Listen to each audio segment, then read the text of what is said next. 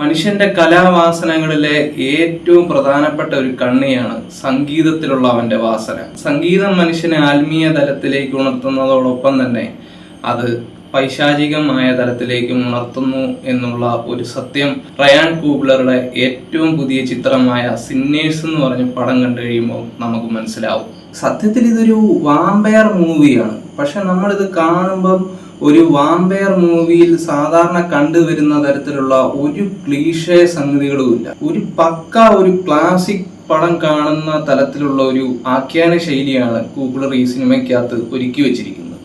പ്രത്യേകിച്ച് പടത്തിന്റെ ഫസ്റ്റ് ഹാഫിലേക്ക് വരാൻ നേരത്ത് കഥ ഒന്ന് സെറ്റായി വരേണ്ട ഒരു ലാഗുണ്ട്.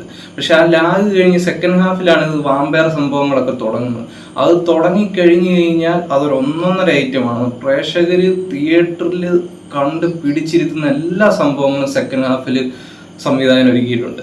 സിനിമയുടെ കഥയിലേക്ക് വരുമ്പം 1930 കഥ നടക്കുന്നത്. സ്മോക്ക് സ്റ്റാക്ക് എന്ന് പറഞ്ഞ 2 ഇരട്ട സഹോദരന്മാർ, അവന്മാർ കുറച്ച് സ്മഗ്ലിംഗ് പരിപാടിയൊക്കെ ചെയ്ത് കുറച്ച് പൈസ ഉണ്ടാക്കി അവന്മാർക്കൊരു ജൂക്ക് ജോയിന്റ് തുടങ്ങണം, ഒരു പബ്. അതിനായിട്ട് അവന്മാരുടെ ജന്മസ്ഥലത്തേക്ക് മിസിസിപ്പി ഡെൽറ്റയിലേക്ക് അവന്മാർ തിരിച്ചു വരുന്നതാണ് സിനിമയുടെ തുടക്കം. അവിടെ വന്ന് അവിടുത്തെ ഒരു ലാൻഡ് ലോഡുമായിട്ട് അവന്മാരൊരു ഡീല് നടത്തി ഒരു സോമിൽ അവന്മാർ വിലയ്ക്ക് വാങ്ങും. അത് കഴിഞ്ഞ് അവിടെ അവന്മാർക്ക് ജൂക്ക് ജോയിന്റ് ഉണ്ടാക്കാൻ വേണ്ടി ആ സമൂഹത്തിലുള്ള ആ പ്രദേശത്തുള്ള ബ്ലാക്ക് കമ്മ്യൂണിറ്റീസിനെ ഫോക്കസ് ചെയ്താണ് അവന്മാർ ഈ പരിപാടി തുടങ്ങുന്നത്. ഈ ബ്ലാക്ക് കമ്മ്യൂണിറ്റീസിൽ ഏറ്റവും കൂടുതലുള്ള ഭയങ്കര കലാപരമായ വാസനയുള്ള സംഗീതത്തില് കലാപരമായ ഭയങ്കര കഴിവുകളുള്ള ആൾക്കാരെ ഒരു റിക്രൂട്ട് ചെയ്യുകയാണ്. അതിനായിട്ട് അവന്മാർ ഫസ്റ്റ് ഫോക്കസ് ചെയ്യുന്ന സാമി എന്ന് പറഞ്ഞ ഉമ്മാരുടെ ഒരു കസിനാണ്. ഈ സാമി എന്ന് പറഞ്ഞ പയ്യൻ അവന് ഒരു പാസ്റ്ററുടെ മകനാണ്. ഈ പാസ്റ്റർ ഇവന്റെ ഈ സംഗീതത്തിലൂടെ അവൻ ബ്ലൂ മ്യൂസിക്. അപ്പൊ ഈ സിനിമയുടെ ഏറ്റവും വലിയൊരു മെയിൻ ഫോക്കസിംഗ് എന്ന് പറഞ്ഞാൽ 1930 കാലഘട്ടങ്ങളിൽ ഈ യൂറോപ്യൻ രാജ്യങ്ങളിൽ ഈ ബ്ലൂസ് മ്യൂസിക്കിന് ഭയങ്കര ഒരു പ്രാധാന്യം ഉണ്ടായിരുന്ന ഒരു കാലഘട്ടമാണ്. ഈ സാമി എന്ന് പറയുന്നവൻ അതിലെ ഒരു അഗ്രഗണ്യനാണ്. അപ്പൊ അവനെ ഇവന്മാര് ഇതിലേക്ക് മെയിൻ ആയിട്ട് ഫോക്കസ് ചെയ്യുന്നു. അപ്പൊ ഈ സാമിയുടെ അപ്പൻ അയാളൊരു പാസ്റ്റർ ആയതുകൊണ്ട് അയാൾ ഈ ബ്ലൂസ് മ്യൂസിക്കിനോട് ഭയങ്കര എതിർപ്പുള്ള ഒരാളായിരുന്നു. കാരണം അതിന് സൂപ്പർ നാച്ചുറൽ പവറിനെ കൂടുതൽ ആകർഷിക്കാൻ സാധ്യതയുള്ളൊരു മ്യൂസിക് ആണെന്ന് അദ്ദേഹം വിശ്വസിച്ചു പോകുന്നത്. അതുകൊണ്ട് മകൻ അതിലേക്ക് പോകുന്നതിനോട് അയാൾക്ക് വലിയ താല്പര്യമില്ലായിരുന്നു. പക്ഷെ അപ്പനെ എതിർക്കാൻ താല്പര്യം ഇല്ലാഞ്ഞിട്ട് പോലും അവൻ ഭയങ്കരമായിട്ടൊരു പാഷൻ ഉള്ളതുകൊണ്ട് അപ്പനെ ധിക്കരിച്ച് ഇവന്മാരോടെ പോവുകയാണ്. അങ്ങനെയാണ് സിനിമയുടെ തുടക്കം. അതിനിവര് പോയി പിന്നീട് ഒരു പിയാനിസ്റ്റിന്, ആ നാട്ടിൽ തന്നെയുള്ള ഒരു ബ്ലാക്ക് കമ്മ്യൂണിറ്റിയിലുള്ള ഒരു നല്ല പിയാനിസ്റ്റിനെ ഇവന്മാര് കണ്ടെത്തുന്നു. അതോടൊപ്പം തന്നെ സ്റ്റാക്കിന്റെ ഭാര്യയെ അവിടുത്തെ ഒരു കുക്കാക്കുന്നു, ഈ പബ്ബിലെ ഒരു കുക്കാക്കുന്നു. അതുപോലെ സ്മോക്കിന്റെ ഭാര്യയെ വേർപിരിഞ്ഞിരിക്കുന്ന ഒരു ഭാര്യയുണ്ട്, അവരൊരു വൈറ്റ് വുമൺ ആണ്.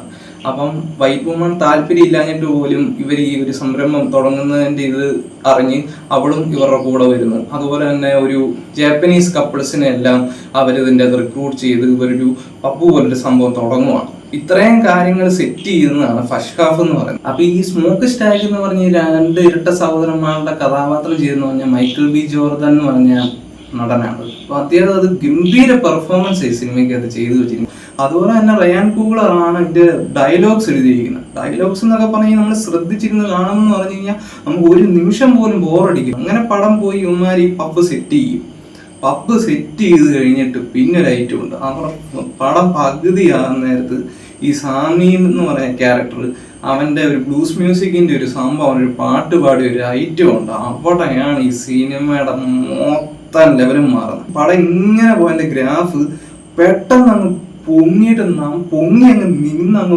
പൊക്കത്തേക്ക് പോവുക. ആ ലെവലിൽ പെട്ടെന്ന് മാറ്റം വരുന്നത്. ഈ സംഗീതം എന്ന് പറയുന്നത് നമ്മളെ ഭൂമിയിൽ നമ്മൾ ജീവിച്ചിരിക്കുന്ന ആ ഒരു ഡയമെൻഷനിൽ നിന്നും പാസ്റ്റ്, പ്രസന്റ്, ഫ്യൂച്ചർ, അങ്ങനെ ടൈം എന്ന് പറഞ്ഞ ആ ഒരു സ്പേസ് അവിടെ നഷ്ടപ്പെടുവാണെന്നാണ് സംവിധാനങ്ങൾ ഉദ്ദേശിച്ചിരിക്കുന്നത്. മ്യൂസിക് ചെയ്തിരിക്കുന്നത് വേറെ ആരുമല്ല, നമ്മുടെ സ്വന്തം ലുഡ്വിഗ് ഗൊറാൻസൺ ആണ്.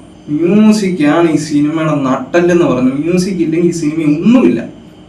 അത്രയ്ക്ക് മ്യൂസിക്കിന് പ്രാധാന്യമുള്ളൊരു പടം. ഇതിന് മ്യൂസിക്കൽ വാമ്പയർ സിനിമ എന്ന് പറയുന്നതായിരിക്കും ഇച്ചിരി നല്ലൊരു പ്രയോഗം എന്ന് പറയുന്നത്. ശരിക്കും ഒരു ബ്ലൂസ് മ്യൂസിക്കിനെ ഒരു ട്രാൻസ് സ്റ്റേജിൽ കൊണ്ടുപോയി വെച്ചിട്ടുള്ളൊരു കളിയാണ് ഈ പകുതിയോടെടുക്കുമ്പം സിനിമ. അതാണ് അതിൻ്റെ മെയിൻ സീൻ എന്ന് പറയുന്നത്. അങ്ങനെ ആ സംഗീതത്തിന്റെ പവറിലേക്ക് ഈ വാമ്പയർമാർ ആകർഷിച്ച് വരുന്നതാണ് പിന്നീടുള്ള സെക്കൻഡ് ഹാഫ് എന്ന് പറയുന്നത്. സെക്കൻഡ് ഹാഫ് എന്ന് പറഞ്ഞു കഴിഞ്ഞാൽ അത് കണ്ട് അനുഭവിക്കേണ്ട ഒരു സംഭവം തന്നെയാണ്. ഇതാണ് ഇതിന്റെ കഥ. ഈ വാമ്പയർമാർ ഇവരെ ക്ഷണിക്കുന്നുണ്ട്, അവരുടെ ലോകത്തിലേക്ക് ക്ഷണിക്കുന്ന ഒരു സീനുണ്ട്. ഗംഭീര സാധനമാണ്. അപ്പൊ ഈ സിനിമയ്ക്കകത്ത് ഇത് ഒന്നിനെയും ഫോക്കസ് ചെയ്യുന്നില്ല. ഈ സിനിമയ്ക്കകത്ത് ഉദ്ദേശിച്ചിരിക്കുന്നത് എന്താണെന്ന് വെച്ചാൽ ഈ ആത്മീയതയുടെയും പൈശാചികതയുടെയും നടുക്കിരിക്കുന്ന ഒരാൾ, അവനാണ് കലാകാരൻ. അവന് ഒന്നിലേക്കും ആകർഷിക്കപ്പെടാൻ സാധിക്കില്ല. കാരണം അങ്ങനെ ആയിക്കഴിഞ്ഞു കഴിഞ്ഞാൽ അവൻ അടിമത്തത്തിലായി പോകും. അതിൽ നിന്ന് മാറി അവൻ സ്വതന്ത്രനായിട്ട് നടുഭാഗത്തിരിക്കുവാണ്. അതാണ് സാമി എന്ന് പറയുന്ന ക്യാരക്ടർ. കുറെ നാളുകൾക്ക് ശേഷം നല്ലൊരു സിനിമാറ്റിക് എക്സ്പീരിയൻസ് തന്നൊരു പടമായിരുന്നു. സിനിമയ്ക്ക് ഏറ്റവും എനിക്ക് ഇഷ്ടപ്പെട്ടതും ഇത്രയും തിയേറ്ററിക്കൽ എക്സ്പീരിയൻസ് തന്നു ആ മ്യൂസിക്കിന്റെ പഞ്ചുള്ളതുകൊണ്ട് തന്നെ. അതുപോലെ തന്നെ എൻ്റെ സൗണ്ട് ഡിസൈനിങ്, ആ മ്യൂസിക്കിനോട് 100%, 150% നീതി പുലർത്തുന്ന സൗണ്ട് ഡിസൈനിങ് ആണ്. നല്ലതായിട്ട് തിയേറ്ററിൽ കണ്ട് നമുക്ക് രസിക്കാനുള്ള എല്ലാ സംഭവങ്ങളും ഒരുക്കിയിട്ടുള്ള ഒരു എക്സലന്റ് പടമായിട്ടാണ് എനിക്ക് തോന്നിയിട്ടുള്ളത്.